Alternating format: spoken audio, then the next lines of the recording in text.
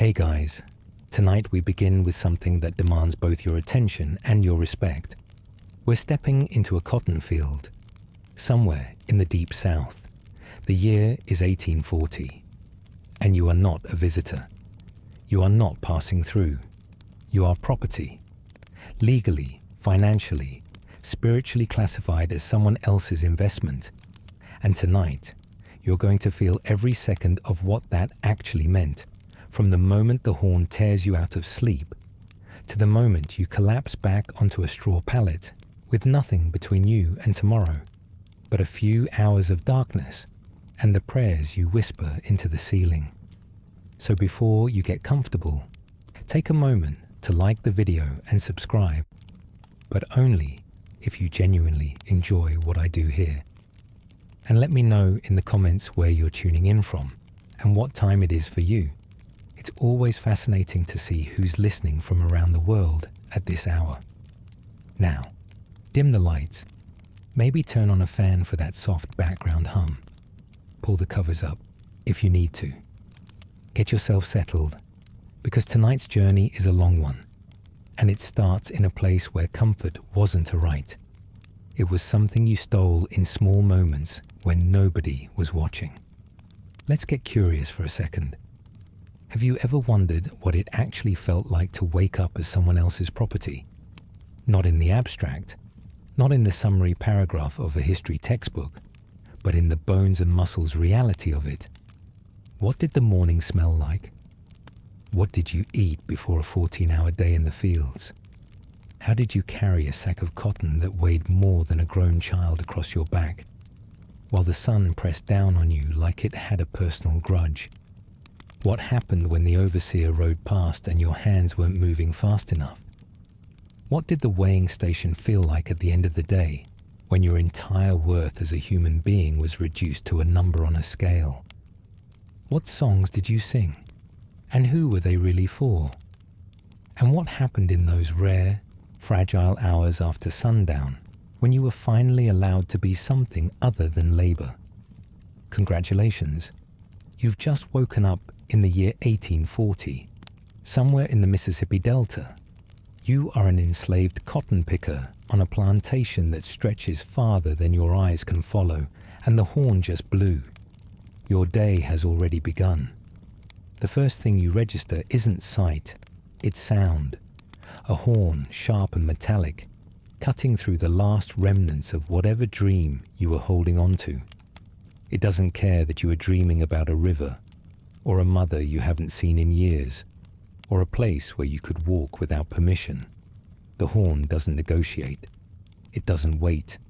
It splits the darkness like a commandment, and your body responds before your mind catches up, because that's what the horn has trained you to do. You sit up on the pallet, which is generous language for what you're actually lying on.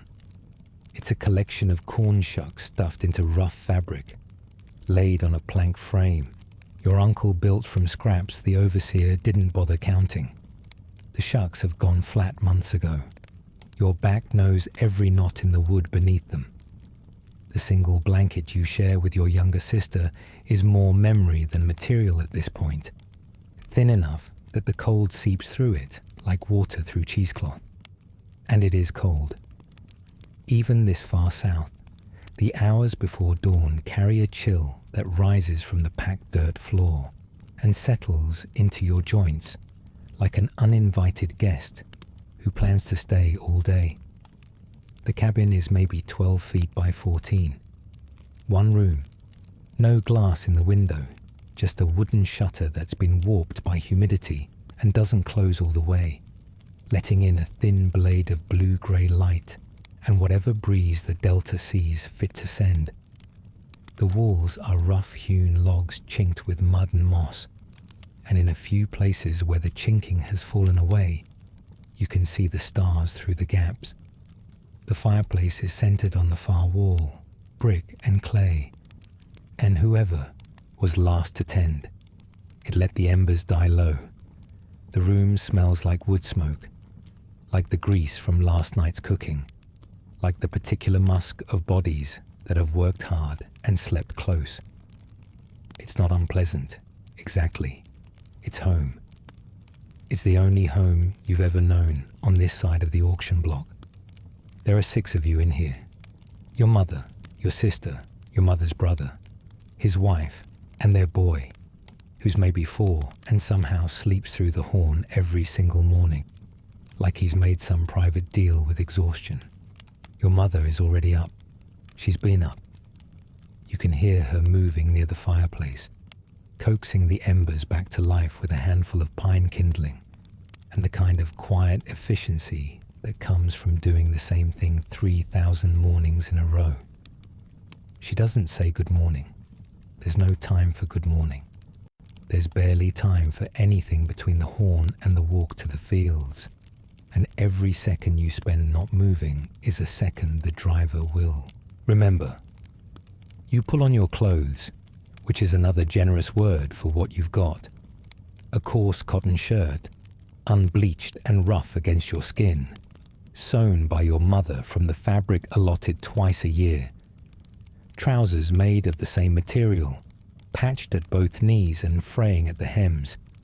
No shoes. Shoes are for house servants, for skilled workers, for people whose feet the master considers an investment worth protecting. Your feet are calloused enough to walk on gravel without flinching, and that's considered sufficient. In winter, you'll wrap them in rags. But it's September now, picking season, and the ground is still warm enough that bare feet are just the way things are. Your mother hands you a piece of cornbread, not a generous piece, a piece that fits in your palm and tells you everything you need to know about the weekly rations. 3.5 pounds of pork, 1 peck of cornmeal. That's it. That's the budget for keeping a human being alive and working 14 hours a day. The cornbread is dense and gritty, made from meal ground at the plantation mill, cooked on a flat iron over the fire. There's no butter. There's no salt to spare. It tastes like what it is, survival compressed into a handful. And you eat it fast because the second horn is coming, and you need to be in line before it sounds.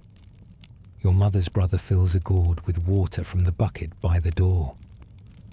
The water came from the well last night, and it's tepid now, tasting faintly of iron, and whatever settled to the bottom of the bucket overnight. You take a long drink. It'll be hours before you drink again, and the sun in a Mississippi cotton field doesn't believe in mercy. Your sister is up now, braiding her hair tight against her head, fingers moving fast in the half-dark. She's 12. She picks cotton faster than most of the grown men, and that fact is both a point of pride and a source of terror, because once the overseer knows your number, he only ever expects it to go higher. Outside, the quarters are stirring.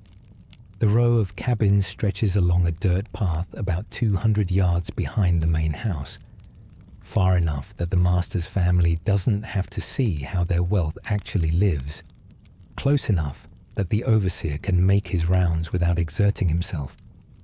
You can hear doors opening, the low murmur of voices, the cough that never quite goes away from the cabin 3 doors down.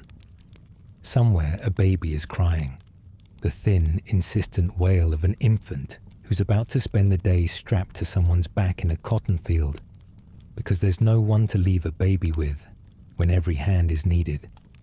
The sky is still more dark than light, that particular shade of deep blue that means dawn is close but hasn't committed yet, and the air smells like dew and turned earth and the faint sweetness of cotton bolls starting to crack open.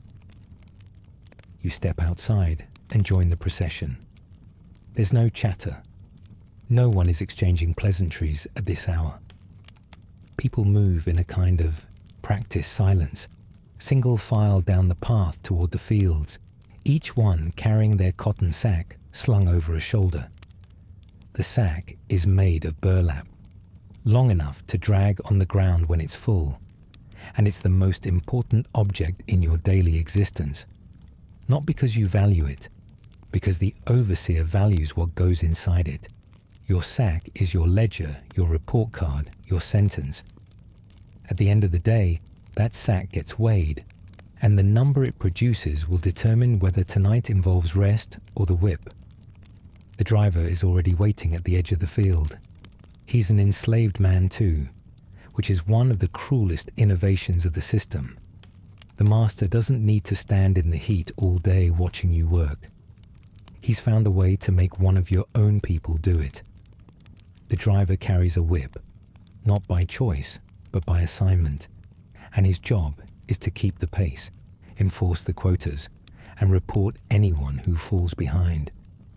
Some drivers use the whip sparingly, carrying the weight of their position like a sickness they can't shake.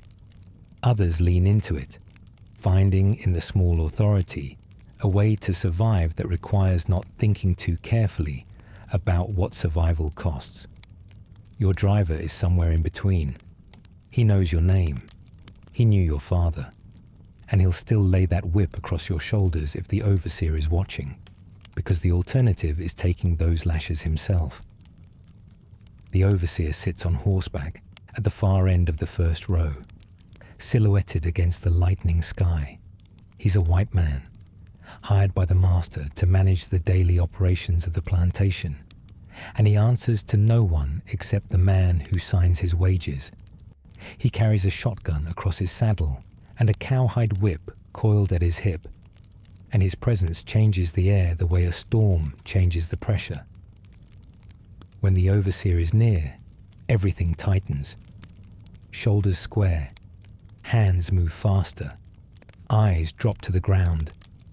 You don't look at the overseer unless he speaks to you, and even then, you're careful about how much of your face you show him, because too much expression in either direction can be read as defiance. The field opens before you like a white ocean. Rows and rows of cotton plants stretching to the tree line, each one studded with bowls that have split open to reveal the soft white fiber inside.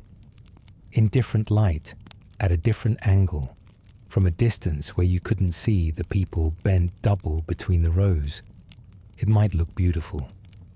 Poets and painters from the north will describe it that way for decades, the pastoral romance of the southern cotton field. But you know what it actually is.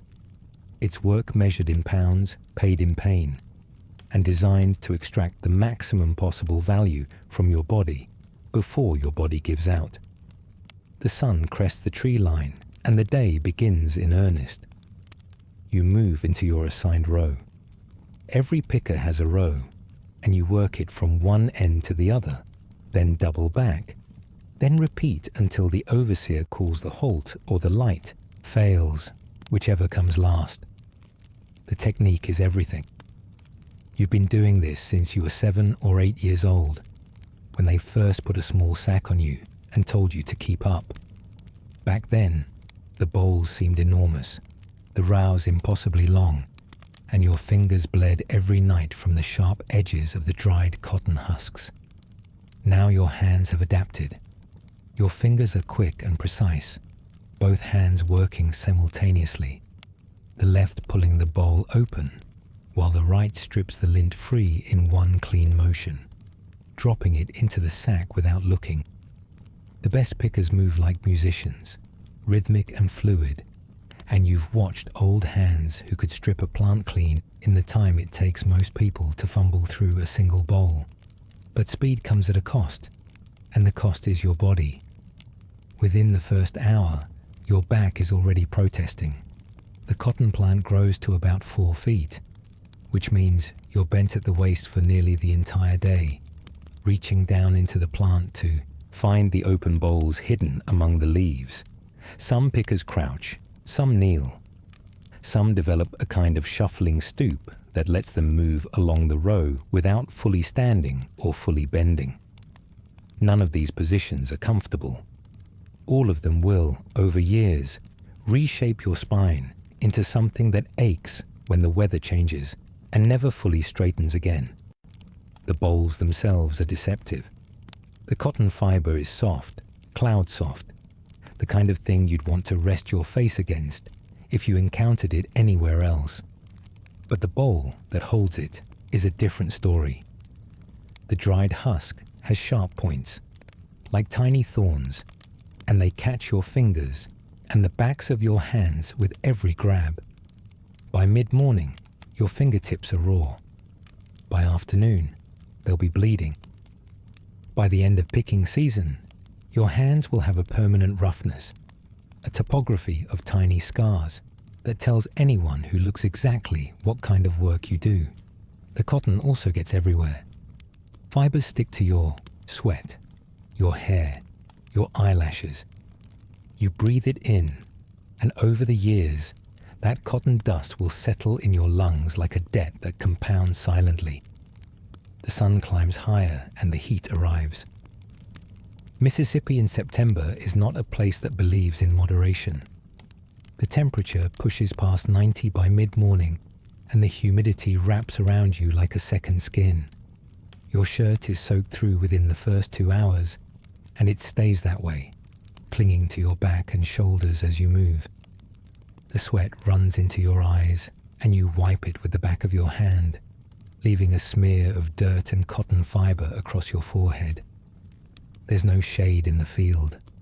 The rows are open to the sky, and the sun presses down on you with the patient, relentless authority of something that knows you can't escape it. You drink from the gourd when the driver allows a brief pause, maybe twice between sunrise and the midday break. The water is warm now, practically hot from sitting in the gourd under the sun. But you drink it anyway, because dehydration in a cotton field isn't a slow process. People have collapsed in these rows. You've seen it happen. One moment a person is picking, and the next they're on the ground, and the response from the overseer depends entirely on his mood and how close to quota the operation is running. Sometimes they'll drag the person to shade and pour water on them. Sometimes they'll assume it's a performance, a trick to avoid work, and the whip comes out before anyone checks for a pulse. Your sack grows heavier as the morning wears on. It pulls against your shoulder, dragging along the ground behind you, and the weight of it becomes its own kind of clock. You can feel the pounds accumulating, and part of your mind is always doing the math, always calculating where you stand against the number you need to hit. On this plantation, the average expectation is somewhere around 150 pounds per day. Some plantations push higher, some adjust, based on the quality of the crop or the time of season. But the number is never arbitrary. It was established during your first few days in the field, when the overseer watched you closely, measured your output, and set a baseline. That baseline is now your minimum. Meet it, and you earn the right to another day without punishment. Exceed it, and you might earn nothing but a higher baseline. Fall below it, and there are consequences that your back remembers long after the welts have healed. Here's the thing about the quota system that the stories don't emphasize enough. It wasn't just about production, it was about control. The number hanging over your head every single day created a kind of internal surveillance that was more effective than any overseer on horseback. You didn't need someone watching you every second, because the fear of the weigh-in did the watching for you. It colonized your thoughts. It turned the act of picking cotton from a physical task into a psychological endurance test. Am I fast enough? Is this bowl worth stopping for, or should I move to the next one? How full does the sack feel? Is it as heavy as yesterday's at this hour? The math never stops. The anxiety never fully recedes. And that, more than the whip, more than the heat, more than the bleeding fingers, is what makes a cotton field a prison. The midday break comes like a gasp of air after being held underwater. The driver blows a short horn, and you straighten your back with the slow, cautious movements of someone who's been bent over for 6 hours and isn't sure their spine will cooperate. Everything hurts. Your lower back, your shoulders, your knees, the muscles in your forearms from the constant gripping and pulling. You move to the edge of the field where a tree line offers a strip of shade barely wide enough for everyone to crowd into, and you sit on the ground and eat whatever you brought. For most people, that's cornbread again. Maybe a piece of salt pork if the rations stretch that far. Maybe a sweet potato that was roasted in the fire last night and wrapped in a cloth for today. The pork is fatty and heavily salted, preserved in the smokehouse and distributed weekly by the master or his overseer. It's not the good cuts. It's the parts the master's table doesn't want. The feet, the jowls, the fat back, the intestines. The parts that require creativity and patience to turn into something worth eating. And that creativity is something your mother has in abundance. She can take a hog's ear and some field peas and a handful of pepper from the garden and produce something that tastes like more than survival. She learned it from her mother, who learned it from hers, a chain of culinary knowledge stretching back across an ocean to West Africa, where the women who cooked your ancestors' meals used the same techniques of slow simmering and bold spicing that now flavor every pot in the quarters. You eat slowly, not because you want to savor the meal, but because your body is so tired that even the act of chewing feels like effort. Around you, people talk in low voices. This is community time, the brief daily window when the field loosens its grip, and you remember that you're more than a pair of hands attached to a cotton sack. The old man they call Uncle Silas is telling a story about a fox and a rabbit that everyone's heard a dozen times, but nobody interrupts because the telling is the point, not the plot. A woman named Mary is nursing her baby, the same baby whose cry you heard this morning, and her face carries that particular expression of mothers everywhere who are trying to do two things at once, and neither of them well enough. Two boys, maybe 9 and 10, are drawing something in the dirt with sticks, and one of them is laughing. A sound so incongruent with the setting that it almost hurts to hear, not because it's wrong, but because it's so completely, defiantly right.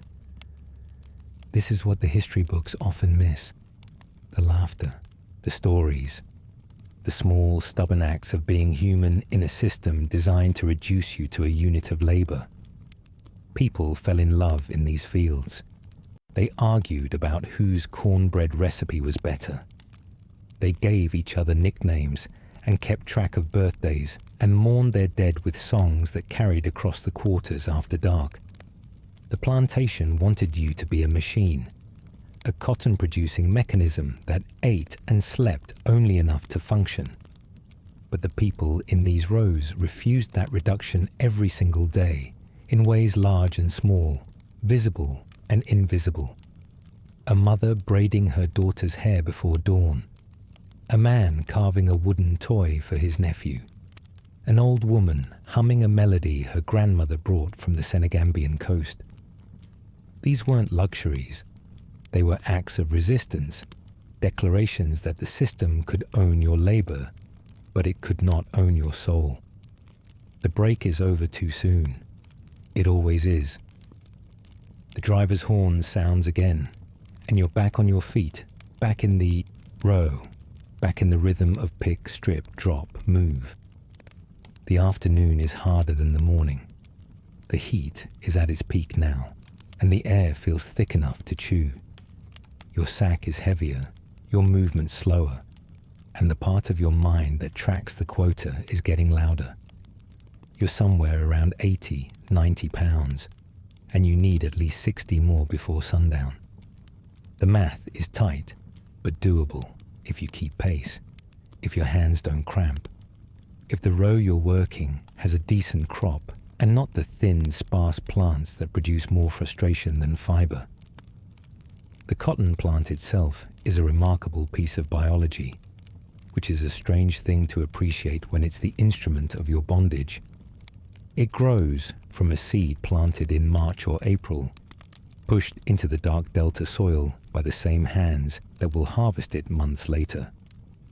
First comes a small green shoot, then leaves, then a flower that blooms white and turns pink within a day.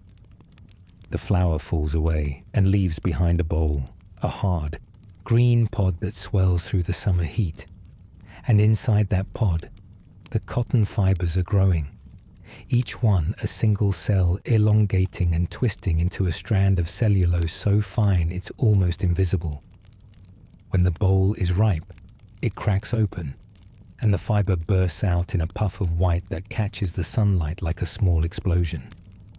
There's a cruel poetry in it, the softest, most delicate fiber in the natural world, grown in soil enriched by the back-breaking labor of people who will never wear the fabric it becomes. The cotton picked in this field will be ginned right here on the plantation, pressed into 400-pound bales, loaded onto wagons, and shipped downriver to New Orleans. From there, it crosses the Atlantic to the textile mills of Manchester and Liverpool in England, where it gets spun into thread and woven into cloth that ends up as shirts and dresses and bed sheets for people who will never know your name, never think about your bleeding fingers, never consider that the comfort against their skin was purchased with your suffering. The entire global economy of the 1840s runs on this fiber. Banks in New York hold mortgages on plantations in Mississippi. Insurance companies in London write policies on enslaved human beings as property. The cotton trade connects 3 continents in a web of profit, and at the center of that web, bent over in a row under a September sun, is you. Let's talk about what this land was before it became a cotton field, because the story of the plantation doesn't start with the first seed. 40 years ago, this was Choctaw territory. The people who lived here had their own relationship with this soil, their own agriculture, their own understanding of the river and the seasons. They were removed, pushed west along routes that killed thousands, to make room for exactly what you're standing in right now.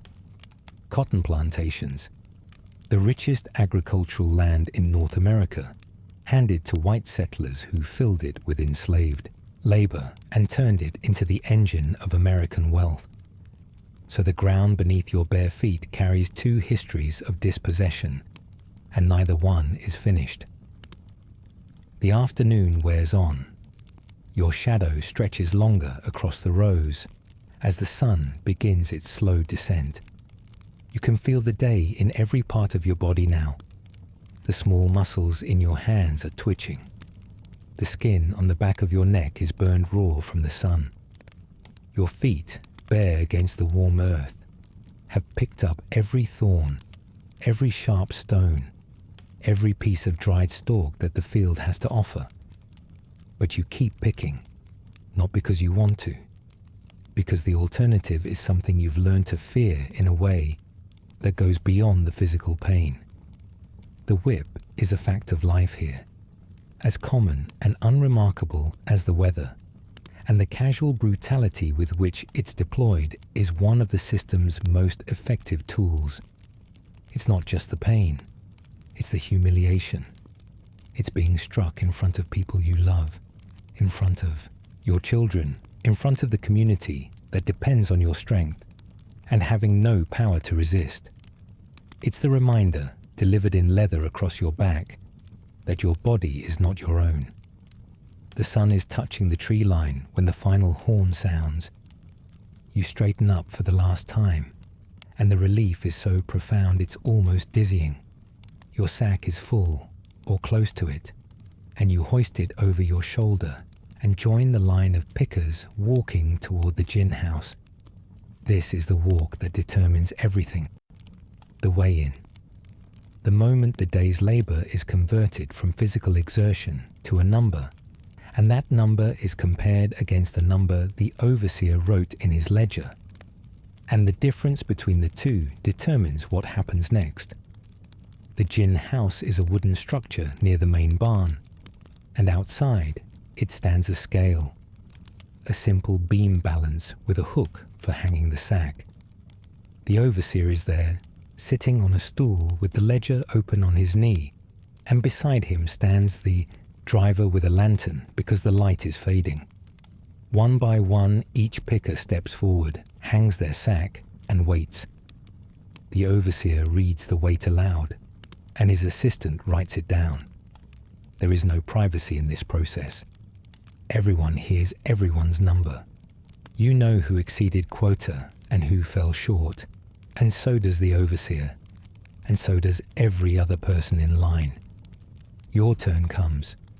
You hang the sack and step back. The beam tilts, steadies, and the overseer squints at the markings. 153 pounds. You exhale.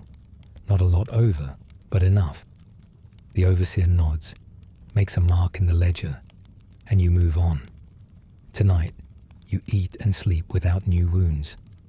But behind you, a young man you grew up with, a boy really, barely 15, hangs his sack, and the number comes back at 122. 28 pounds short. The overseer doesn't nod. He doesn't make a mark. He looks at the driver, and a conversation happens in that look that doesn't require words. The boy knows what's coming. Everyone knows what's coming. And the worst part is the helplessness. You can't intervene. You can't offer to add your surplus to his deficit. You can't argue that he's young, that he was sick last week, that the section of field he was working had thinner plants. The system doesn't accommodate explanations. It accommodates numbers, and his number was wrong. You walk back to the quarters with that knowledge sitting in your chest like a stone.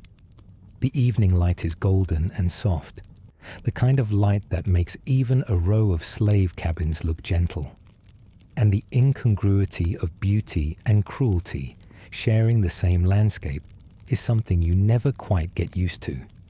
Behind you, you can hear it. The sound carries across the evening air with a clarity that feels intentional, as if the plantation itself wants you to hear, wants you to carry that sound to bed, wants it to be the last thing you think about before sleep, and the first thing you think about when the horn blows tomorrow. Your mother has the fire going by the time you reach the cabin. She's been back for a while.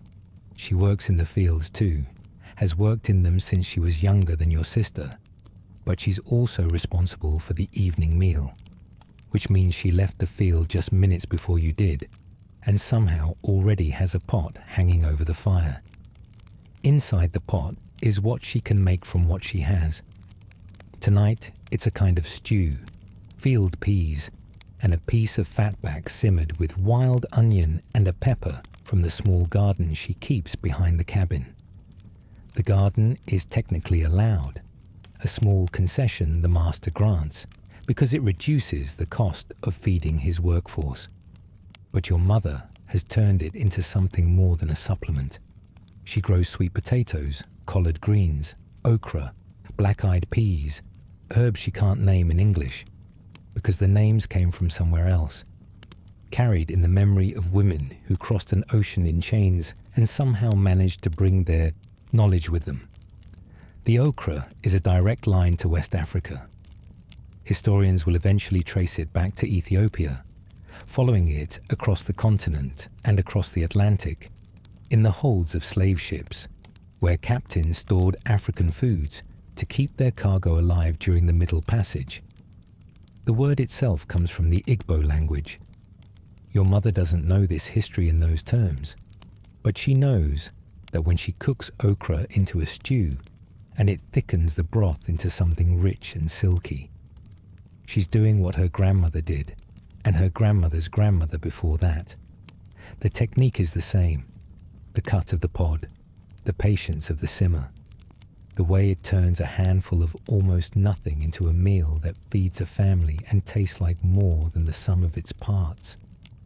This is African cooking, adapted to American soil, performed in a cabin on a Mississippi plantation, and it is one of the most profound acts of cultural preservation in the history of the Western Hemisphere. You eat sitting on the floor near the fire, scooping the stew with a piece of cornbread, because spoons are scarce and forks are a luxury you've heard about but rarely seen. Your sister sits beside you, and for a few minutes, neither of you talks. The food is warm and good, and your body is so grateful for it that the first few bites feel like a kind of prayer. Your mother's brother is outside, sitting on the step of the cabin, smoking a pipe he carved from a corncob, and you can hear him humming. The tune has no name that you know of, but you'd recognize it anywhere. It's one of the songs from the field, slowed down, stripped of the rhythm that keeps the work pace, turned into something private and meditative. In the field, the songs serve a function.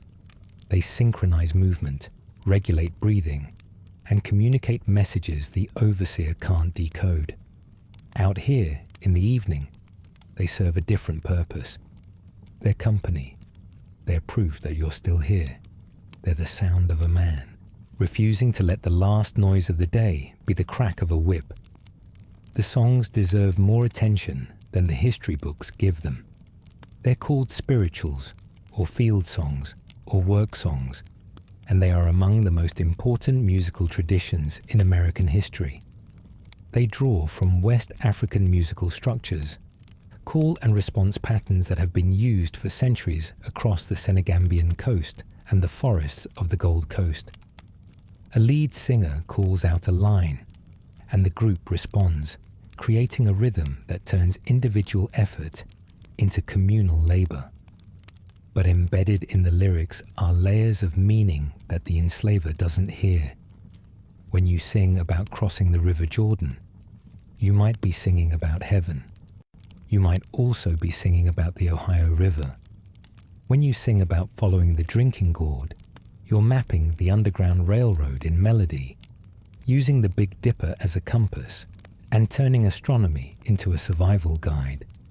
The songs are coded, and the code is brilliant, because the very people who would punish you for planning an escape are tapping their feet to the soundtrack of your resistance.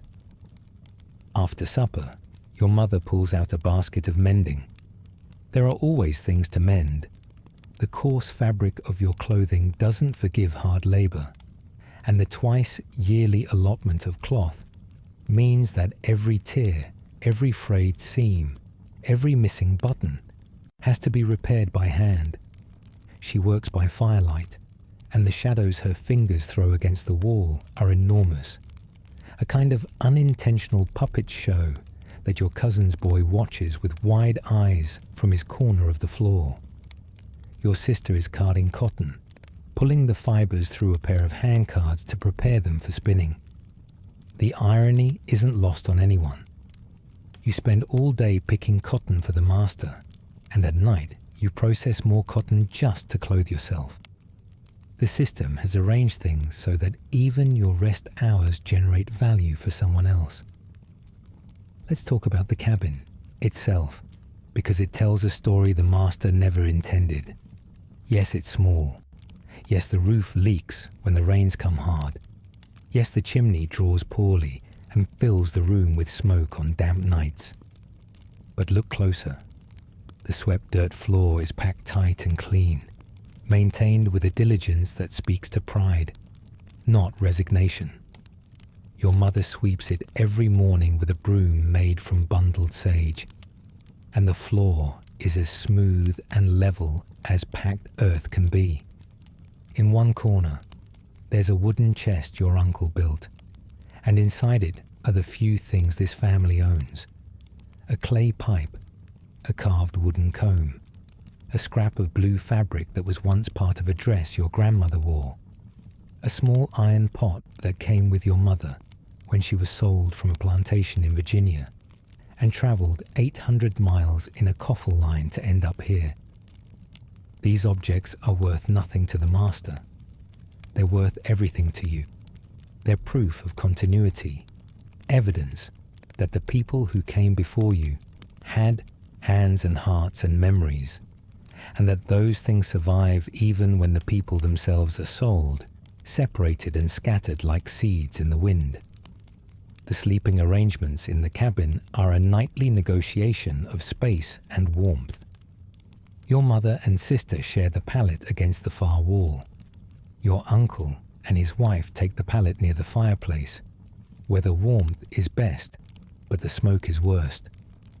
The boy sleeps between his parents, curled into a ball so tight he looks like a knot, and you sleep on a blanket, on the floor near the door, which means you get the draft, but also the first breath of fresh air when the cabin gets close. You don't mind. You've slept in worse. When you were 10, after the sale that separated you from your father, you slept on the bare ground of a holding pen in Natchez for 3 days, surrounded by strangers, waiting to learn whose property you'd become next. Compared to that, a cabin floor with family is luxury. Before sleep, there's prayer. Not the organized, sanctioned prayer of the Master's Sunday services, where a white preacher tells you that God wants you to be obedient and that your reward is in heaven, and that the meek shall inherit the earth, but only after they've finished inheriting the cotton field. This is different. This is your mother's prayer, whispered in the dark, half English and half something older, asking for protection, for strength, for the safe return of people who were sold away, for the boy 3 doors down, who took the whip today. She prays with her eyes closed and her hands pressed together, and her voice is so quiet that you can barely hear it above the crackle of the dying fire. But somehow it fills the room. It fills you. It's the last sound you hear before sleep takes you, and it works better than any blanket against the cold. But sleep doesn't come easy, and it doesn't last. Your body is exhausted, but your mind runs through the anxieties that the day leaves behind like sediment at the bottom of a river. The quota, the weigh-in, the sound of the whip, the overseer's face, the way your sister picked faster today, and what that means for her number tomorrow. The rumor that the master is talking about selling some of the younger hands south, deeper into Louisiana, to a sugar plantation where the work is even harder and the mortality rate turns stomachs. You've heard about sugar. Everyone in the quarters has. Sugar is where the cotton fields send you when they're done with you, or when the master needs cash. And the stories that come back from sugar country are the stories parents use to frighten children into obedience, except they aren't exaggerations. They're understatements. You drift into sleep the way you drift into everything here, without choice, without comfort, carried along by a current of exhaustion that's stronger than any resistance you can mount. The fire settles to a dull red glow. The cabin creaks as the logs expand and contract with the changing temperature. Somewhere outside, a whippoorwill is singing, and the sound is so achingly beautiful in the stillness that it makes you think of a word you don't have a context for in your daily life. Freedom. You've heard it whispered. You've heard the stories about people who ran, who followed the rivers north, who disappeared into the swamps and the bayous and were never found. You've heard about a network, a railroad with no tracks, stations that are really farmhouses, conductors who are really people brave enough or crazy enough to risk everything. You think about it sometimes, lying here in the dark, the way you'd think about a country you've never seen but believe in anyway. And then the horn blows, and the thinking stops, and another day begins. Let's step back from the daily cycle for a moment and look at the system that holds it all in place. Because the cotton field isn't just a place. It's the center of an economic empire that stretches from the Delta to Wall Street to the banks of the Thames. By 1840, cotton is the single most valuable export in the United States. Not one of the most valuable, the most valuable. More than all other exports combined. The wealth generated by enslaved cotton pickers in states like Mississippi, Alabama, Louisiana, and Georgia doesn't stay in the South. It flows into northern banks that finance plantation purchases. It pays the premiums on insurance policies that treat human beings as insurable assets. It fills the order books of New England textile mills that turn raw cotton into finished cloth. And it crosses the ocean to England, where the mills of Lancashire consume American cotton at a rate that makes the British Empire dependent on a labour system it officially condemns. The hypocrisy is architectural. It's built into the foundations of the economy like load-bearing walls. Remove enslaved labour and the whole structure collapses, which is exactly why so many people who claim to oppose slavery in principle do absolutely nothing to oppose it in practice. The plantation you're standing on is a microcosm of this system. The master owns maybe 500 acres, a respectable holding but not the largest in the county. He owns between 40 and 60 enslaved people, depending on the year and the market. He grows cotton primarily, with some corn and sweet potatoes on the side for feeding his workforce. His annual output is somewhere around 100 bales of ginned cotton, each weighing 400 pounds, which he sells to a factor in New Orleans who takes a commission and arranges shipping.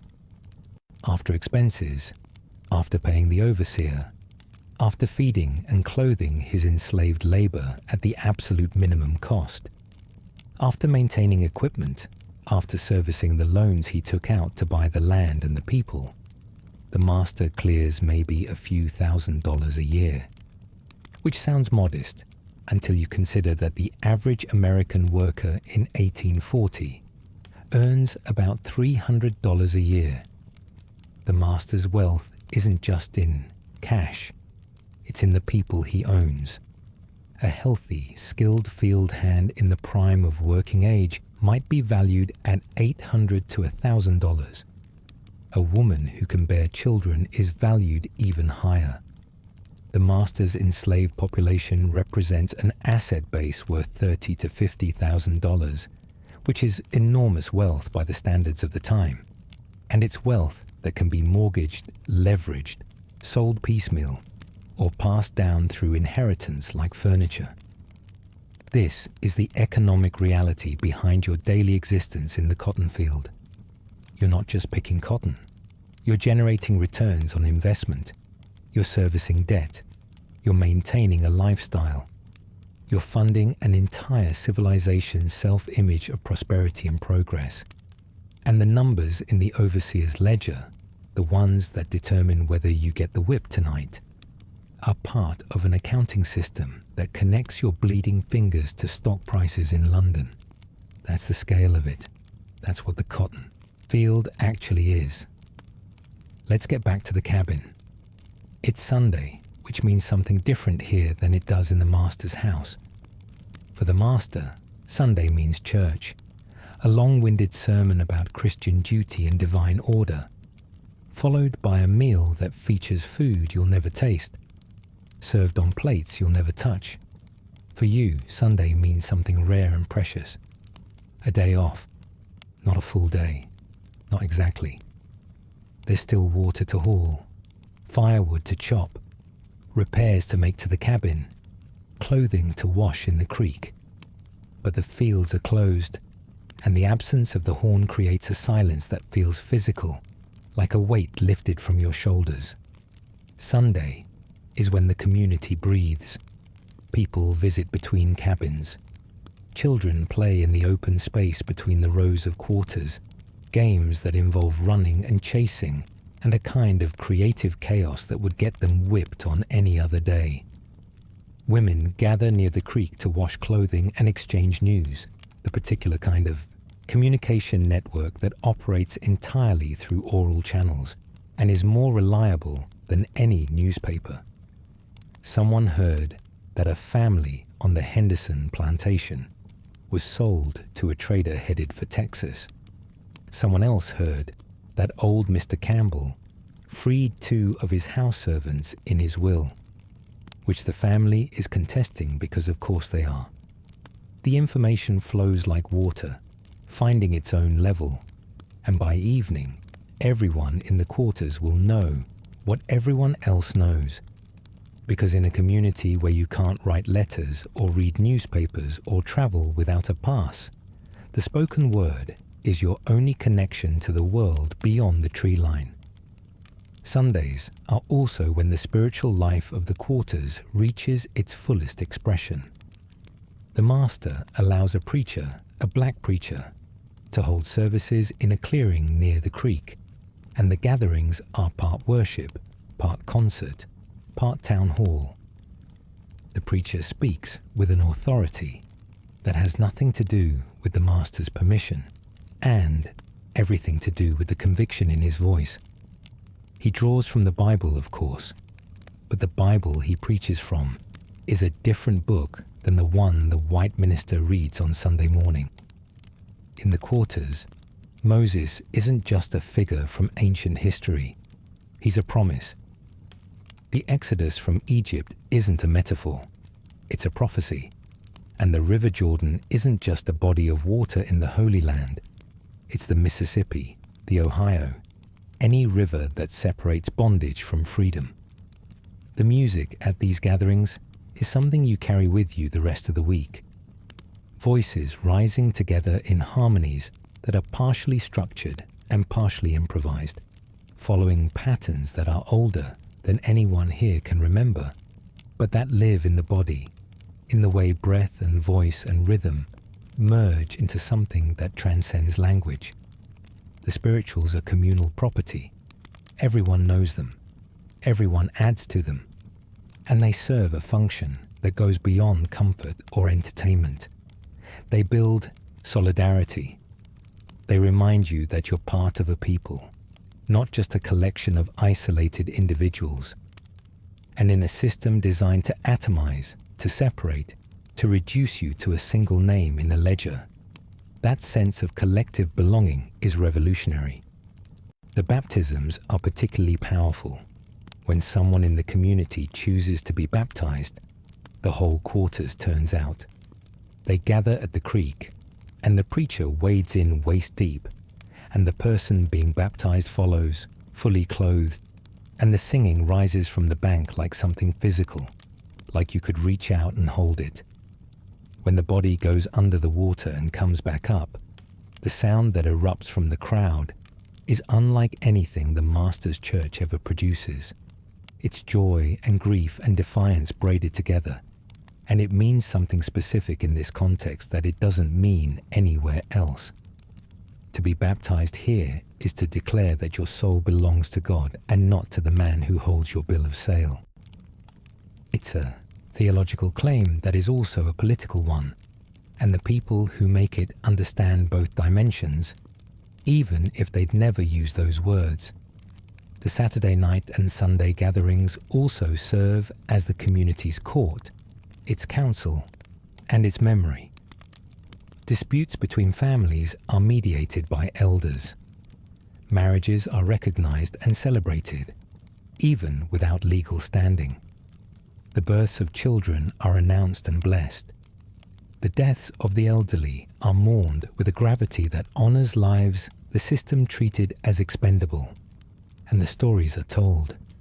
The old stories, the ones that came from across the water, about Anansi the spider, about trickster figures who outsmart the powerful through cleverness rather than force. These stories aren't just entertainment, they're instruction.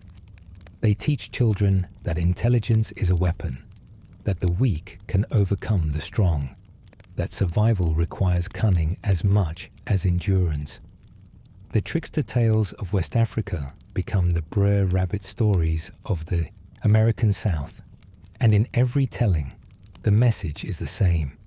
The smallest creature in the forest can outwit the largest, if it's smart enough and patient enough and willing to play the long game. Not everyone gets Sundays off. The house servants, the people who cook and clean and serve in the Master's household, often work 7 days a week, their lives governed by the rhythms of the white family rather than the rhythms of the field. They eat better usually. They sleep indoors, sometimes on the floor of the kitchen or a small room off the back hall.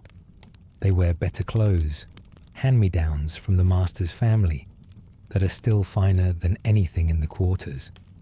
And their proximity to the master's family gives them access to information, scraps of conversation overheard while serving dinner, the content of letters left on desks, the mood of the master, and what it portends for everyone else. House servants are the intelligence network of the plantation, and the information they pass to the quarters is invaluable. When the master is planning a sale, the house servants often know first. When visitors arrive who might be slave traders, the house servants carry the warning. But proximity to power is its own kind of danger. House servants are watched more closely, held to higher standards, and punished more creatively for infractions. The master's wife is often the enforcer in the house, and her authority over the enslaved women who work in the kitchen and the nursery is absolute and sometimes capricious.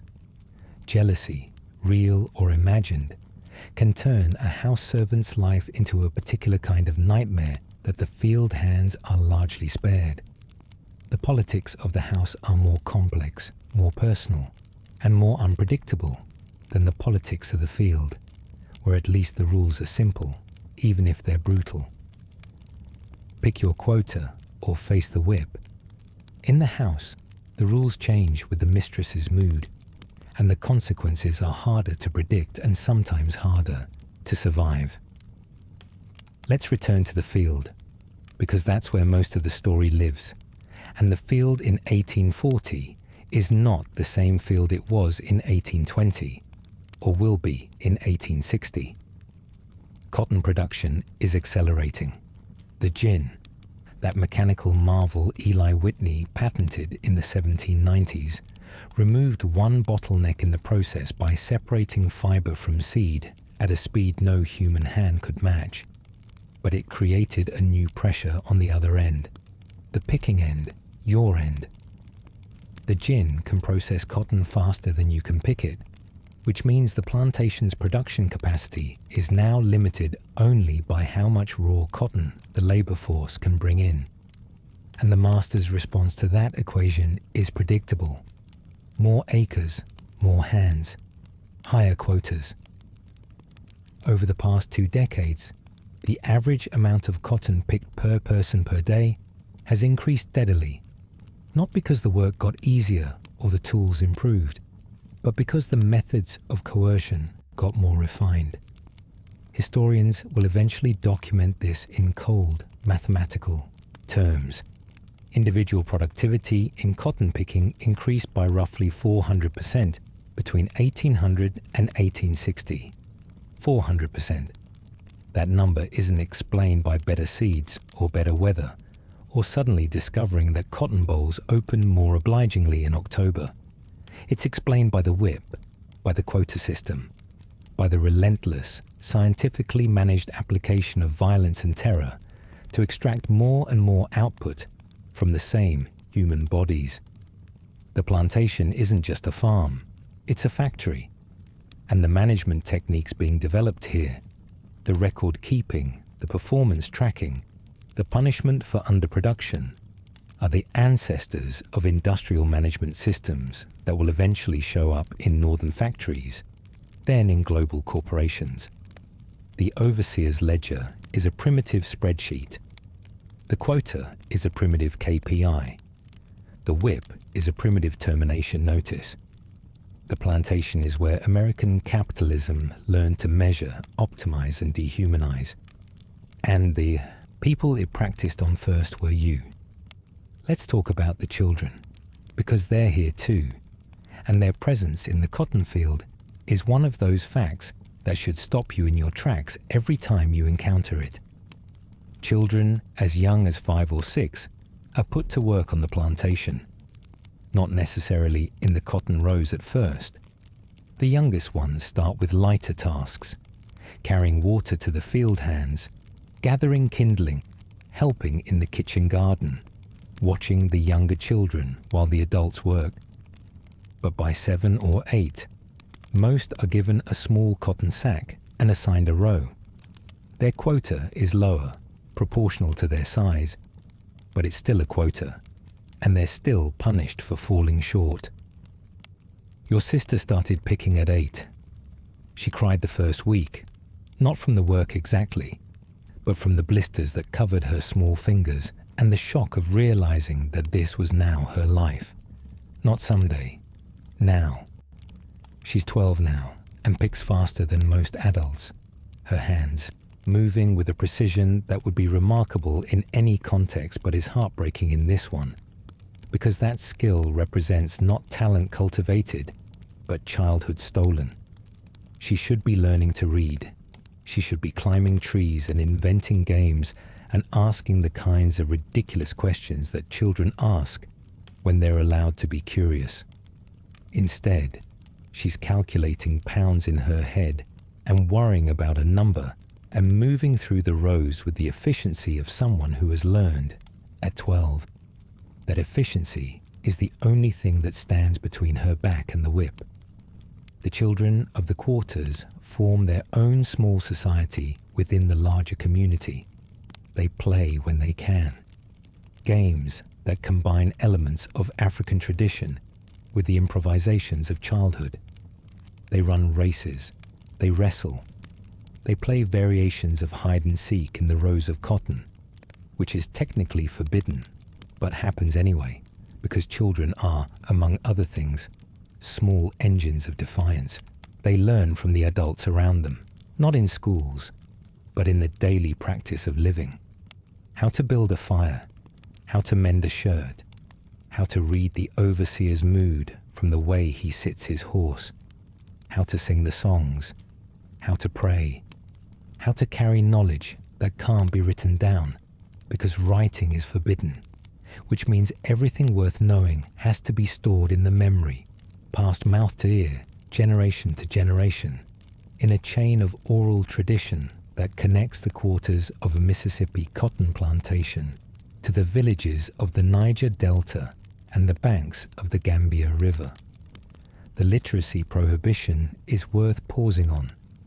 In most southern states by 1840, it is illegal to teach an enslaved person to read or write. The penalties are severe for the teacher and the student, and the reasoning behind the law is both simple and revealing. Literate enslaved people are dangerous. They can read abolitionist literature. They can forge travel passes. They can write letters. They can access information that the system depends on keeping from them. The prohibition on literacy is an admission, written into the law itself, that the entire institution of slavery depends on ignorance, and that knowledge, the simple ability to decode marks on a page, is a form of power so threatening that it must be criminalized. And yet people learn anyway. In secret, at enormous risk, enslaved people teach each other to read and write. A house servant who overhears the master's children being tutored might memorize the sounds of the letters and practice them later in the dirt behind the cabin. A child might steal a discarded newspaper and puzzle out the words by firelight. A preacher who can read the Bible becomes one of the most important people in the quarters because he can access the text that everyone else has to receive secondhand. These acts of secret literacy are among the most dangerous and courageous forms of resistance in the entire history of American slavery. Every letter learned is a brick pried loose from the wall. Every word decoded is a crack in the foundation. And the people who risk everything to learn and to teach are engaging in a revolution so quiet that the masterclass barely hears it, until one day it helps bring the whole system down. Night falls on the plantation with a heaviness that feels earned. The sky goes from gold to amber to purple to black, and the stars come out with a clarity that only exists where there are no cities, no gas lamps, no artificial light to compete with them.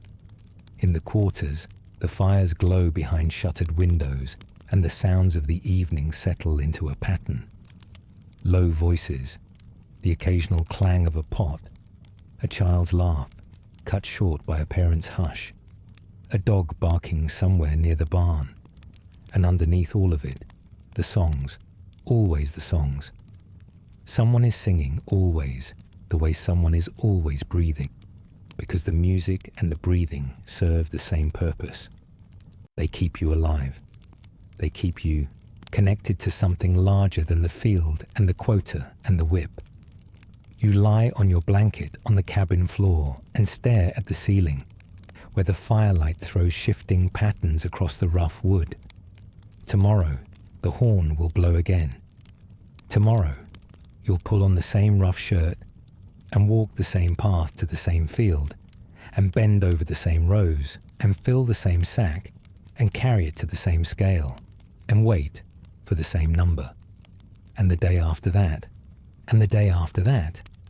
The monotony is its own form of violence, a grinding repetition that wears you down not through any single blow, but through the accumulation of identical days stretching in both directions, backward into a past you can't change, and forward into a future you can't see. But here's the thing the monotony obscures. You are not the same person you were yesterday. Every day you survive is an act of creation. Every meal your mother cooks from almost nothing is a masterpiece of improvisation. Every song you sing is a living archive of a culture that 300 years of slavery has not managed to kill. Every time you look at your sister and see a person, not a quota, not a line in a ledger, not a commodity to be valued and sold, you are performing an act of defiance so fundamental that the entire system depends on you not recognizing it as such. The enslaved people of the 1840s Cotton South are building something. Not buildings, not monuments, something harder to see and harder to destroy. They're building a culture, a music, a cuisine, a theology, a set of community practices and kinship networks that will survive emancipation, survive Reconstruction, survive Jim Crow, survive 100 years of further attempts to grind them down, and emerge in the 20th century as one of the most influential cultural forces on the planet. The blues that will reshape American music are being composed right now, in these fields, in these cabins, in the spaces between the horn and the whip. The culinary traditions that will define Southern cooking and eventually become the foundation of American food culture are being practiced right now, in iron pots over open fires, with okra and sweet potatoes and pepper, and the irreplaceable ingredient of creative genius applied to inadequate materials. The spiritual and ethical framework that will fuel the civil rights movement a century from now is being forged right now, in whispered prayers and Sunday gatherings, and the radical insistence that every person in these quarters is a child of God, regardless of what the law says. You don't know any of this, lying on the cabin floor in 1840. You don't know that the songs you sing will be studied in universities. You don't know that the food your mother cooks will be celebrated in restaurants. You don't know that the courage of the people around you will inspire movements for justice on every continent. All you know is that the horn blows before dawn, and you're tired, and your fingers hurt, and somewhere in the dark a whippoorwill is singing a song that sounds like longing. So tonight, as you lie in your own bed, your modern, comfortable, temperature-controlled bed, with its mattress that remembers the shape of your body and its pillows, that someone manufactured for the sole purpose of making your head comfortable, whisper a quiet thank you, not to history in the abstract, to the specific people who walked those rows. The woman who braided her daughter's hair at 4 a.m, the man who carved a toy from a scrap of wood after a 14-hour day, the preacher who turned the Bible into a blueprint for liberation, the mother who cooked a meal from almost nothing and made it taste like love, the child who picked cotton faster than any child should ever have to, and still found time to draw pictures in the dirt with a stick and laugh. They didn't just survive, they built, they created. They refused to be reduced to what the system wanted them to be. And the echoes of what they built are in the music you listen to, the food you eat, the moral vocabulary you use when you talk about justice and freedom and the fundamental worth of every human being. You are living in a world they helped shape, and they did it with bleeding fingers and empty stomachs, and a kind of stubborn, ferocious hope that no whip could ever beat out of them. The cotton they picked is long gone. The plantations are ruins or museums or subdivisions now. The overseer's ledger is a document in an archive somewhere, its columns of names and numbers fading into illegibility. But the people live on, in their descendants, in their culture, in the simple, revolutionary fact that they loved each other in a place designed to make love impossible, and that love proved stronger than the system that tried to break it. Close your eyes. Let the day release its hold on you the way the cotton field eventually released its hold on them. Not through kindness, through endurance, through the passage of time and the accumulation of courage and the arrival, however delayed, of justice. They labored so that their children might rest. They endured so that their descendants might live without enduring. And their courage echoes still, in every fight for freedom, in every refusal to accept injustice, in every voice that rises in the dark and sings. Rest well tonight, sleep deeply, and carry their story with you, not as a burden, but as a light. Good night. Let's talk about the animals, because the plantation is a world unto itself, and the people who work it share it with creatures whose lives intersect with theirs in ways both practical and unexpected. The master keeps hogs, obviously. Hogs are the primary source of meat on a cotton plantation, and they roam semi-wild in the woods, feeding on acorns and whatever else they can root out of the forest floor. Come slaughtering time in late fall, the hogs are rounded up, and the killing and processing is a community event, gruesome and necessary, carried out by enslaved men and women who have done it enough times that the efficiency borders on mechanical. The master gets the hams, the loins, the shoulders. You get the rest, the feet, the ears, the intestines, the jowls, the parts that require patience and creativity to render edible. And your mother and the other cooks in the quarters perform a kind of alchemy with these scraps that the master's table never witnesses and wouldn't appreciate if it did. Chitterlings cleaned and slow cooked until they're tender.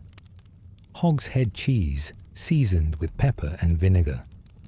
Cracklings rendered from fat and mixed into cornbread for flavor and sustenance. These aren't dishes born of plenty.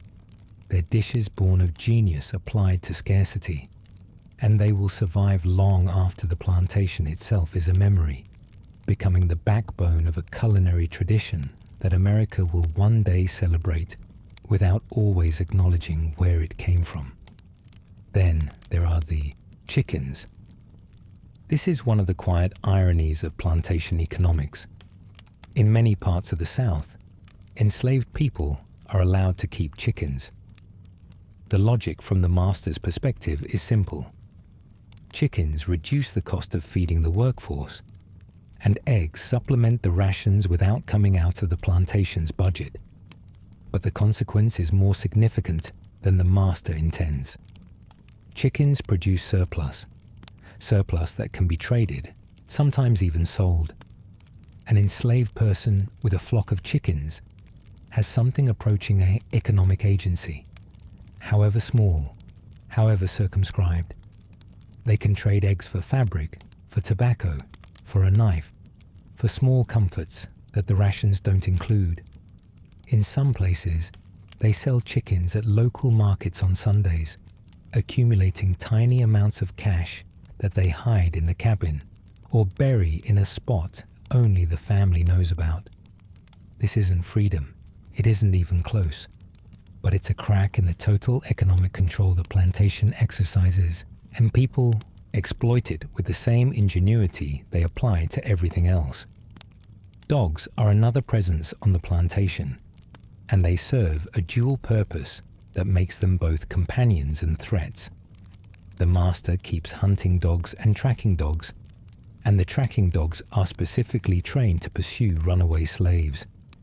The sound of a dog pack baying in the distance is one of the most terrifying sounds in the enslaved person's world, because it means someone ran and someone is being chased, and if the dogs find them first, the injuries can be catastrophic. Dogs are used as tools of terror, and the threat of being put to the dogs is a punishment reserved for the most severe infractions, particularly escape attempts. But enslaved people also keep their own dogs, or at least tolerate the strays and half-wild dogs that drift around the quarters. And these animals serve as companions, as watchdogs, as something warm to sit beside on a cold night.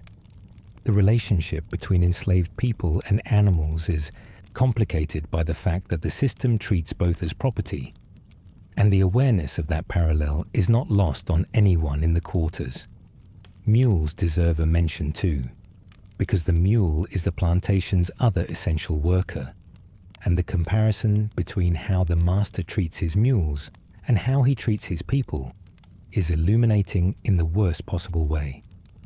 A good mule is expensive, anywhere from $75 to $200, and it represents a significant capital investment.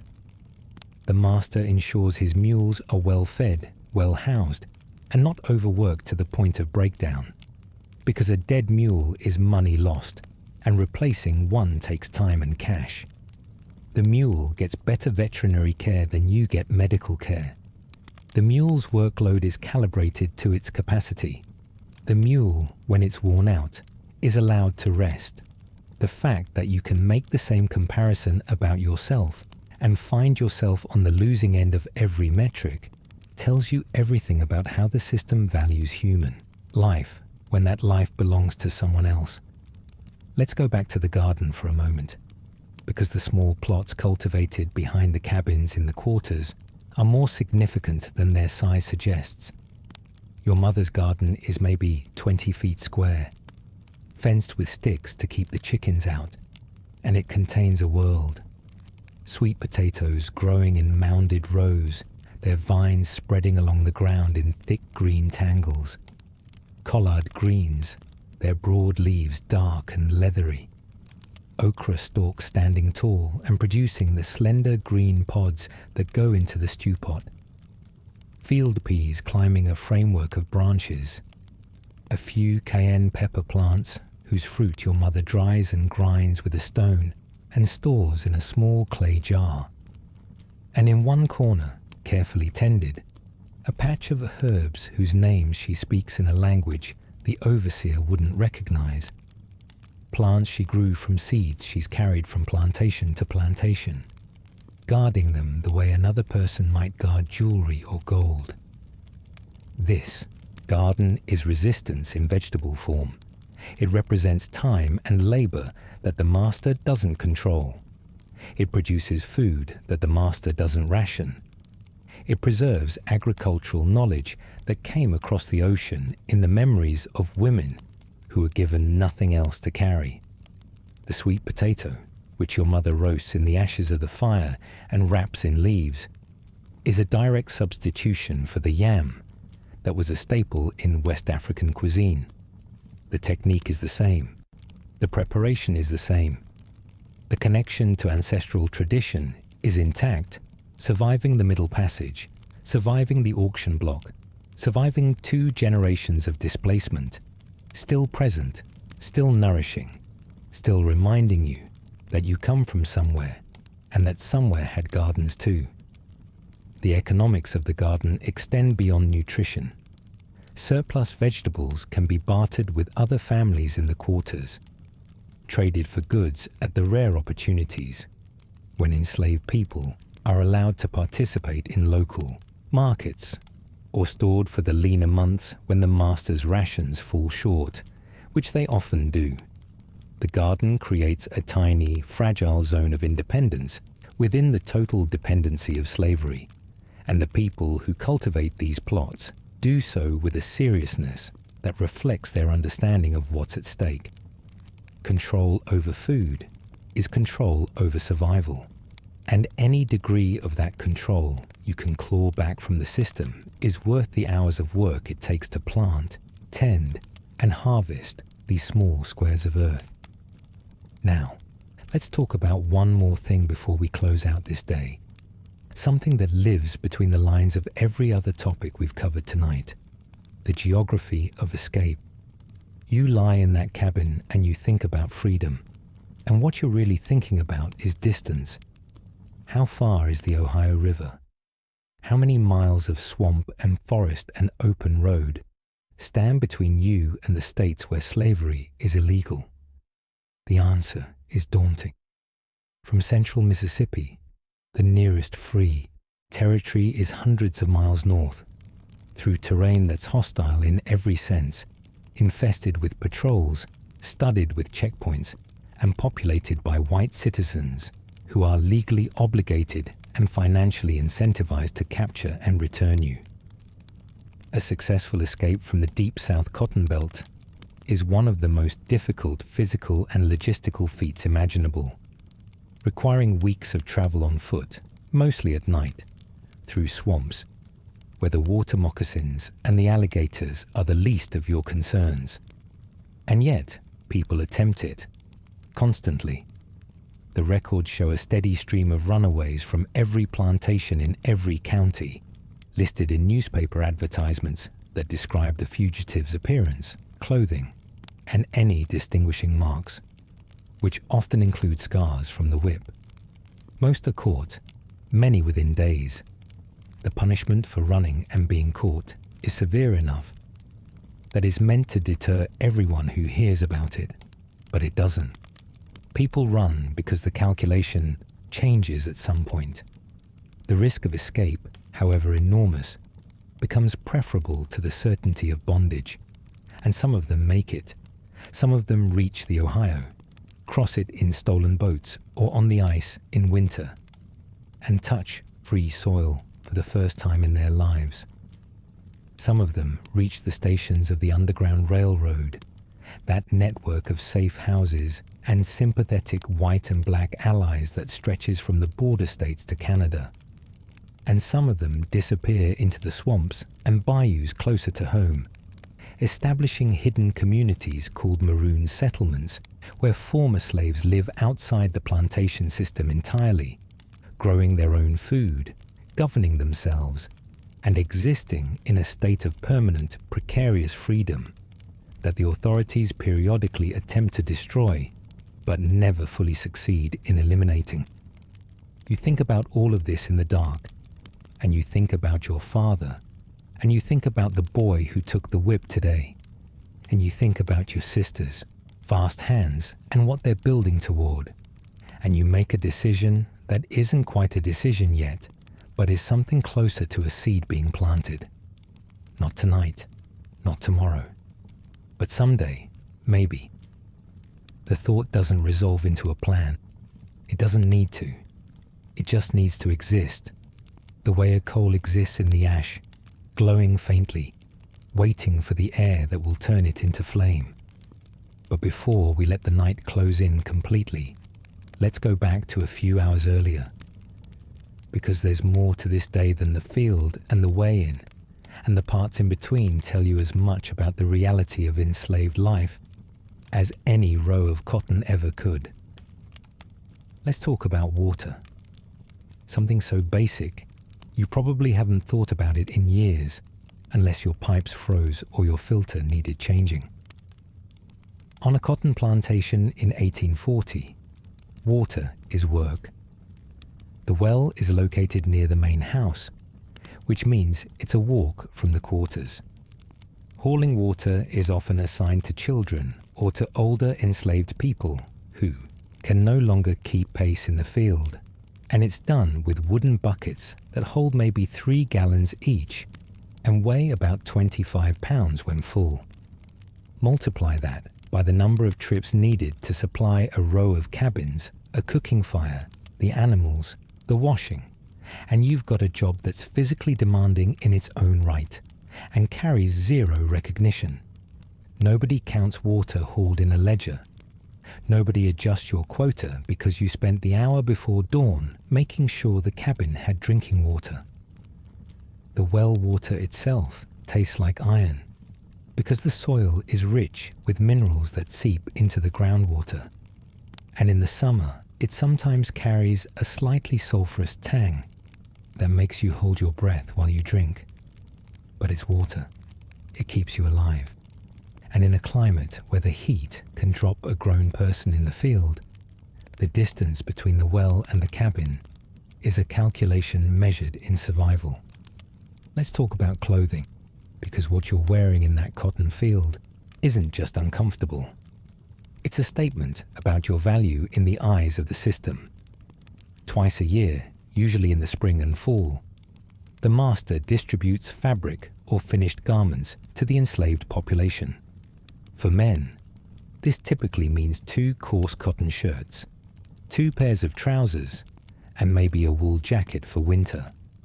For women, 2 dresses of the same rough material and a headscarf. For children, whatever can be cut down from adult garments or sewn from scraps. There are no measurements taken, no fittings, no consideration of whether the shirt actually fits or the trousers are the right length. You get what you get, and if it doesn't fit, you alter it yourself or you wear it as is, bunching fabric at the waist with a strip of rope or rolling up sleeves that hang past your fingertips.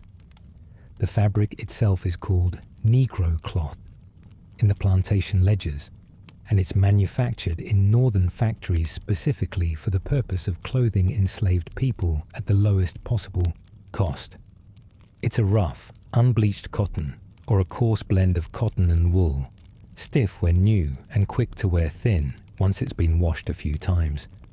It chafes against skin, especially in the heat, especially when you're sweating, which is to say always during picking season.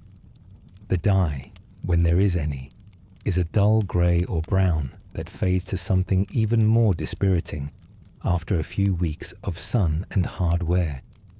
You will never, in this life, wear a garment that was made with your comfort in mind. Everything you put on your body was designed with exactly one criterion. How cheaply can we cover this person so they can continue working? Shoes are a separate crisis. Most field hands go barefoot for most of the year. In winter, the master might distribute a pair of brogans, heavy leather shoes made, again, specifically for the enslaved market. They're stiff, often poorly sized, and break in with a misery that adds blisters to your existing collection of discomforts.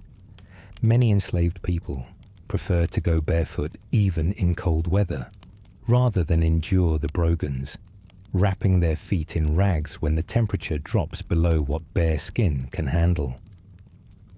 Your feet become their own kind of testament, thick-soled, scarred, toughened by years of contact with rough ground, hot earth, and the sharp edges of cut stalks.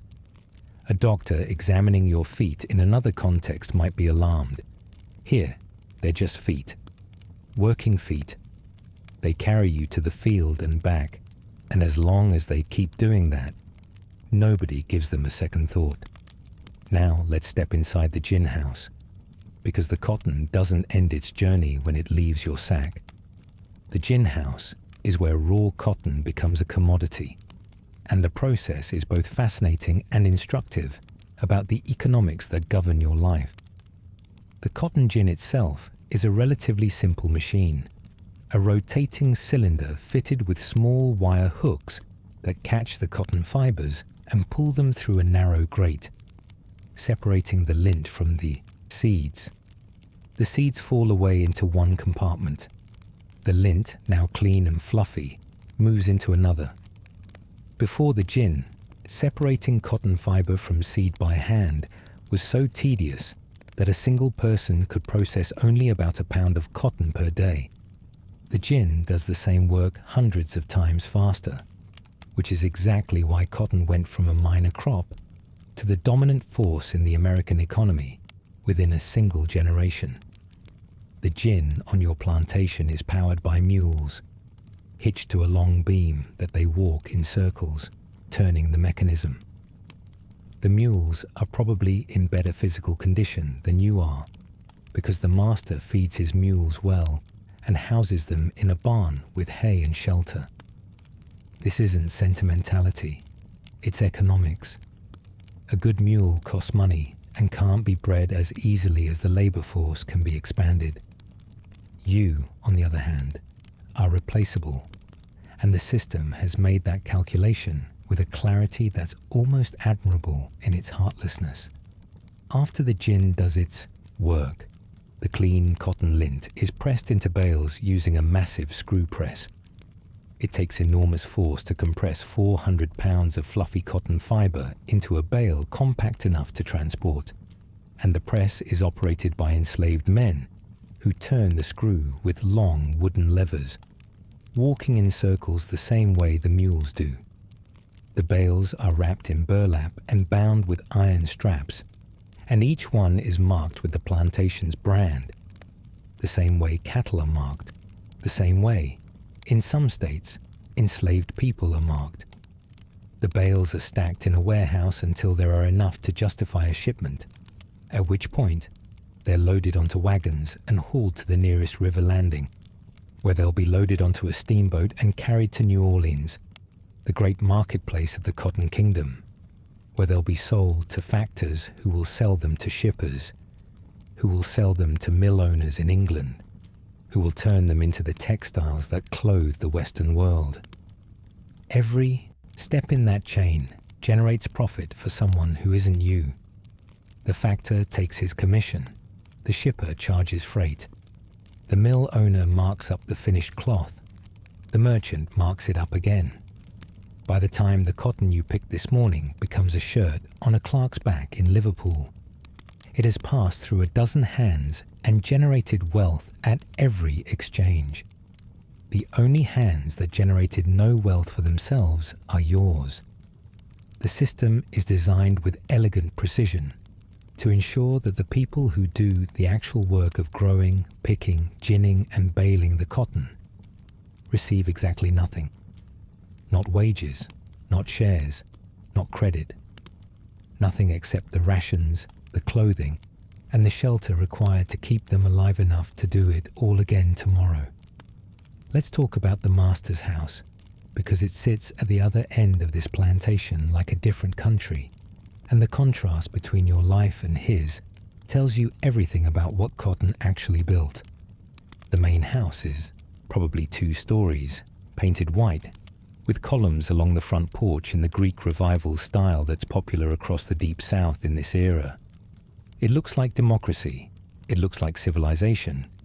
It was built by enslaved carpenters, maintained by enslaved servants, and furnished with goods purchased from the profits of enslaved labor.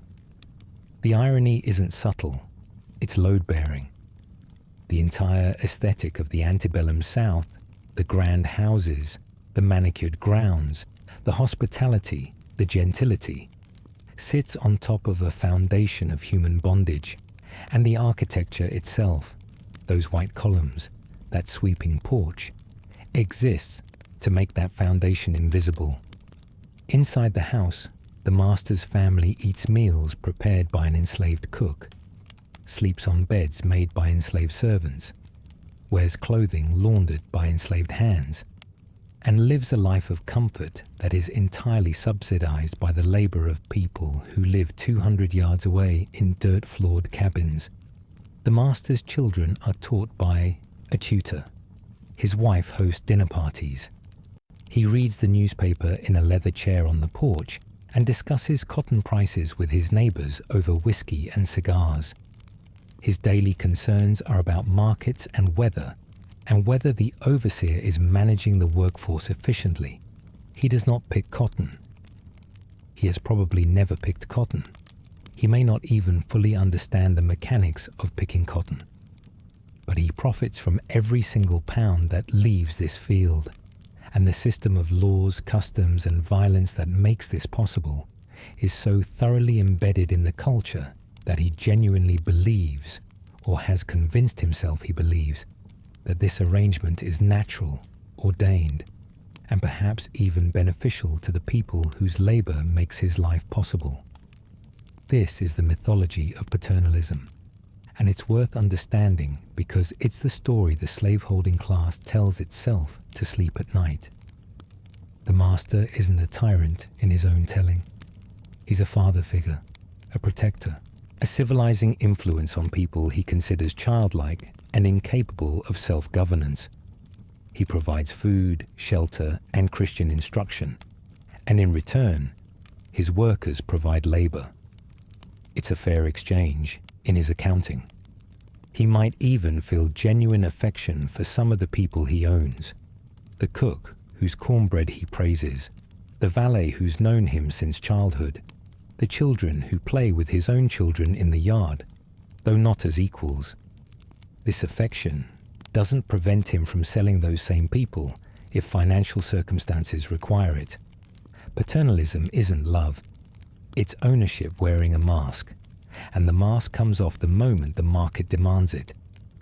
The master's wife plays her own role in this architecture, and it's a role that deserves attention because it complicates the simple narrative of oppressor and oppressed.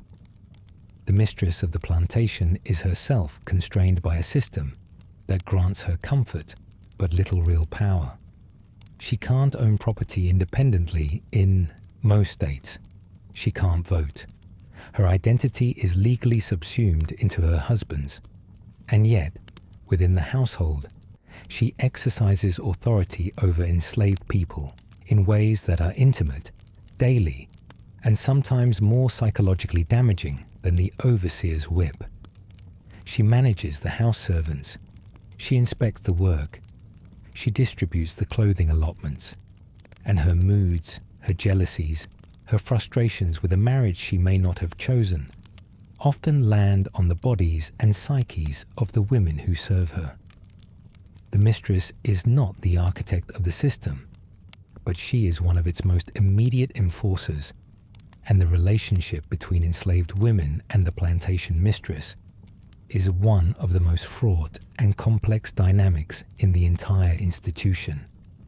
Let's move into the late evening now, into the hours that belong, as much as any hours can, to the people in the quarters. After the meal, after the mending, after the prayers, there are sometimes gatherings. Not every night. Bodies are too tired, and the risk of drawing the overseer's attention is too real. But on some nights, especially Saturdays when the next day offers a respite from the fields, people drift together. Someone brings out a fiddle, homemade from a gourd and horsehair strings, and the sound it produces is thin and reedy but recognizable. Someone else keeps rhythm on an upturned bucket. Someone claps, someone stamps, and people dance. The dancing is important, not because it's entertainment, although it is that too. It's important because it's one of the very few activities where your body belongs to you. In the field, your body is a tool. At the weigh-in, your body is a number.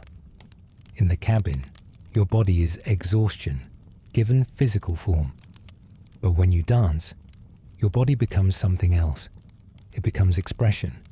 It becomes joy. It becomes defiant, unproductive, gloriously useless in the economic calculus of the plantation.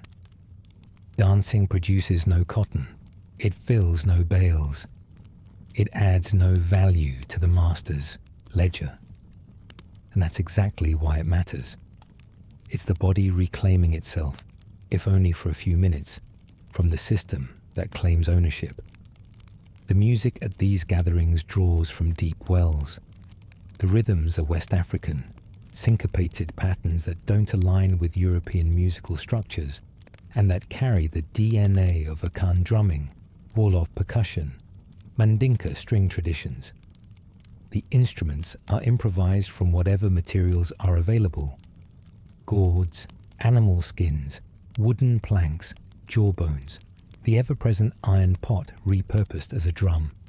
And the singing layered over these rhythms is the raw material of everything that will follow: blues, jazz, gospel, rock and roll, R&B, hip-hop. Every major American musical form of the next 2 centuries has its roots in what happens in these gatherings, in these quarters, on Saturday nights, when the cotton field releases its grip and people remember that they are more than labor. Let's pause on the driver for a moment longer, because his position is one of the most psychologically complex roles on the entire plantation, and understanding it helps you understand the system's genius for self-perpetuation. The driver is enslaved. He eats the same rations, sleeps in the same quarters, and wears the same rough cloth as everyone else. But he's been given a whip and an order: keep the pace up, and that order puts him in an impossible position. He is both victim and enforcer. He's controlled by the same system he's tasked with administering. If he's too lenient, the overseer replaces him and possibly punishes him for failing to perform. If he's too harsh, he becomes an object of resentment within his own community, isolated from the people whose solidarity he needs to survive. He walks a line narrower than any cotton row, and every swing of the whip, whether he holds it back or lets it fall, carries consequences he can't fully control. Some drivers navigate this by developing an elaborate performance. They crack the whip, near the body but not on it, creating sound without injury, a theatre of punishment that satisfies the overseer's expectations without inflicting the full damage he demands. They warn their people when the overseer is approaching, giving workers time to quicken their pace before the white man's eyes fall on them. They adjust quotas informally, allowing a mother with a sick child to fall slightly short without reporting it. These small acts of mercy are also acts of resistance, performed at personal risk, and they reveal that even within the system's most compromised positions, people find ways to preserve their humanity. Others, though, are broken by the role. The power corrupts, or the fear overwhelms, or the constant pressure of serving 2 masters, the white one above and the black community around, creates a kind of moral exhaustion that resolves into cruelty as a coping mechanism. These drivers become instruments of the system in a way that their communities remember for generations, and their legacy is a reminder that oppression's most effective tool isn't external force. It's the internalization of that force, the turning of the oppressed against each other, the weaponization of survival instinct into compliance. The resistance that happens daily on this plantation takes forms that the overseer rarely recognizes as resistance at all. A worker who picks slowly isn't necessarily lazy. She may be conserving her body for the long season, pacing herself in ways that protect her health at the cost of a few pounds of cotton. A man who breaks a hoe handle isn't necessarily clumsy. He may be creating a pause in the work, a few minutes of rest disguised as an accident. A cook who uses slightly more of the master's sugar or flour than the recipe calls for isn't stealing. She's redistributing resources within a system that has stolen everything from her. These are the weapons of people who have no weapons, small, deniable, cumulative acts that individually change nothing but collectively create friction in the machine. The plantation runs on the assumption that its labor force is compliant, and every act of quiet sabotage, every feigned illness, every tool mysteriously dulled, every fire that starts where it shouldn't, is a reminder that compliance is a performance, not a reality. Work slowdowns are the most common form of resistance, and they're almost impossible for the overseer to combat effectively, because they exist on a spectrum between genuine fatigue and deliberate drag, and telling the difference requires a kind of intimacy with the worker's capabilities that the overseer either doesn't have or doesn't want.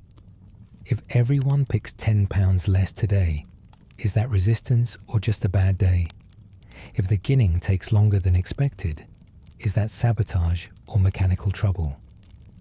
The ambiguity is the weapon, and enslaved people wield it with an intelligence that the slave-holding class consistently underestimates, because underestimating the intelligence of the people you've enslaved is one of the foundational requirements of maintaining the fiction that slavery is justified. The fiddle is particularly significant, and not just because it sounds good.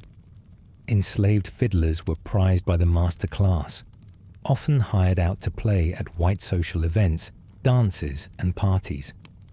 Some enslaved musicians became famous within their regions, their reputations extending across plantation boundaries. Solomon Northup, whose account of his 12 years in bondage remains one of the most detailed records of enslaved life, was a skilled violinist, and his ability to play was one of the few aspects of his former free life that survived the transition into slavery. The fiddle became a bridge between worlds, played in the master's parlor on Saturday evening, and in the quarters an hour later, the same instrument producing different music for different audiences, both performances reflecting the musician's reality, but only one reflecting his truth. Medicine in the quarters is its own world, operating parallel to whatever the master considers healthcare. The plantation might have an arrangement with a local doctor who visits periodically, but his primary concern is the workforce's productive capacity, not individual well-being. If you're sick enough that you can't work, you might see the doctor. If you're sick but still mobile, you work. The threshold for medical attention is not pain or discomfort. It's incapacitation. And even then, the master's first suspicion is often that you're faking. Malingering is the term the overseer uses, and it's treated as a character flaw requiring discipline rather than a symptom requiring treatment. So the quarters have their own healers. Women, mostly, who carry knowledge of herbal remedies passed down through generations and across the Atlantic. They know which roots ease a fever, which bark makes a tea that settles the stomach, which poultice draws infection from a wound, which leaves, chewed and applied, take the sting out of a whip mark. This medical knowledge is African in origin, adapted to American plants, and it's remarkably effective for a tradition that has been dismissed by white doctors as superstition. The healers use sassafras, boneset, mullein, pokeweed, and dozens of other plants that grow wild in the woods and swamps surrounding the plantation.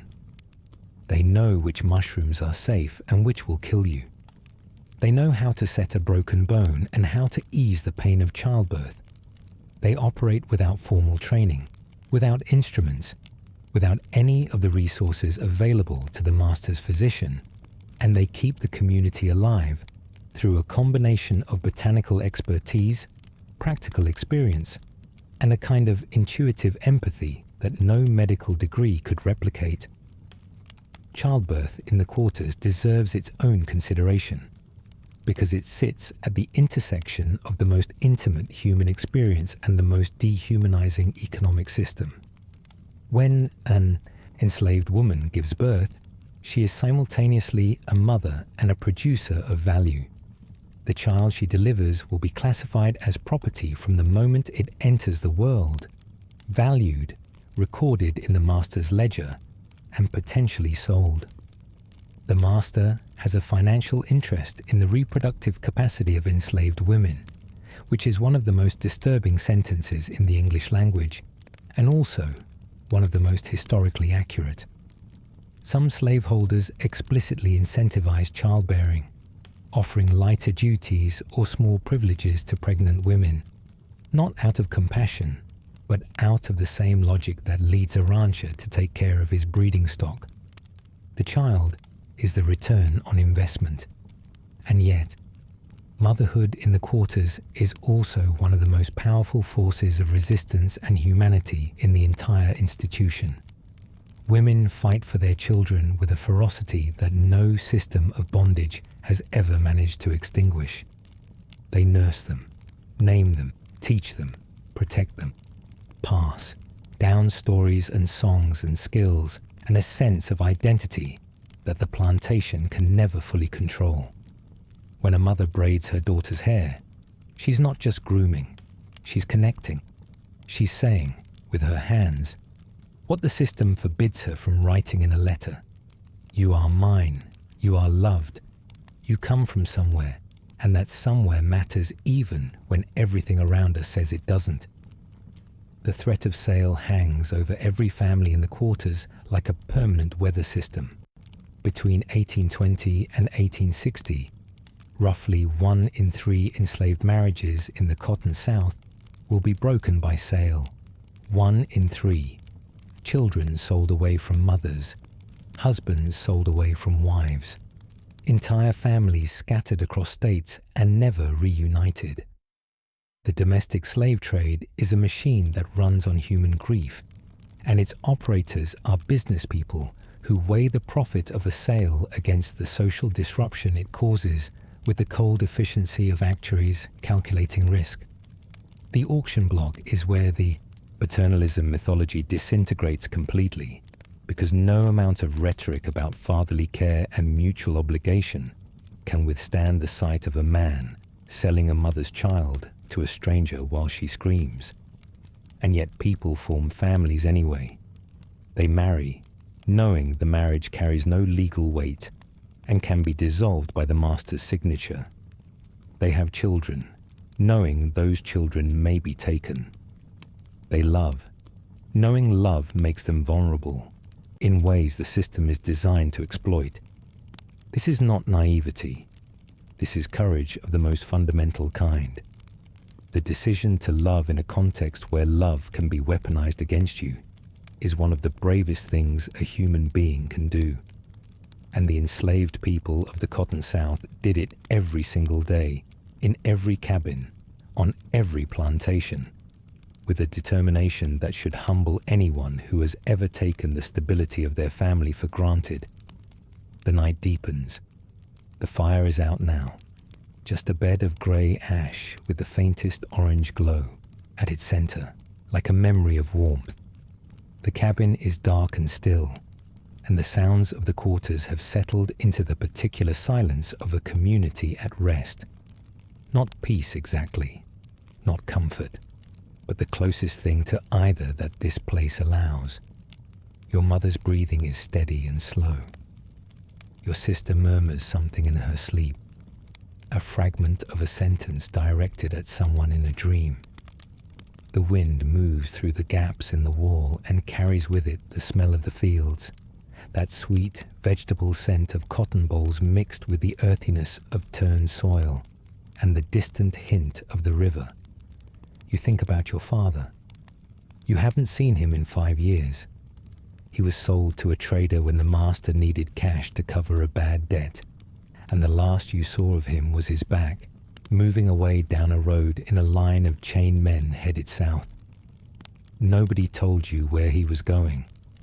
Nobody asked if you wanted to say goodbye.